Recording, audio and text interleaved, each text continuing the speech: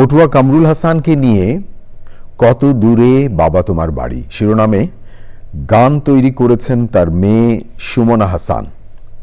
বিকেলে ঢাকায় গানটির প্রকাশ অনুষ্ঠান আয়োজন করা হয়। দেখুন লুৎফর রহমান সোহাগের রিপোর্টে। বাঙালির দেশ গঠনের লড়াইয়ে তুলি হাতে সামনে থেকে নেতৃত্ব দিয়েছিলেন কামরুল হাসান। প্রতিবাদের ভাষা আঁকতে আঁকতেই ৩ যুগ আগে জীবনের জ্যোতি টানেন শিল্পী। বিশ্ব বাবা দিবসে গানে গানে বাবাকে স্মরণ করলেন মেয়ে সুমনা হাসান। ঢাকায় গান প্রকাশ অনুষ্ঠানে সুমনা হাসান জানালেন বাবাকে নিয়ে একজন সন্তানের অনুভূতি কিভাবে গানে ধরা পড়ল।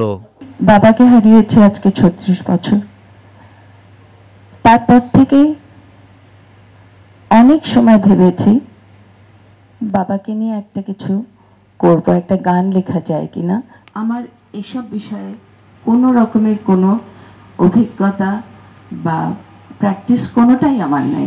এই অনুভূতিটা কে পারবেন ঠিক আমার মতো করে প্রকাশ করতে গানের মাধ্যমে।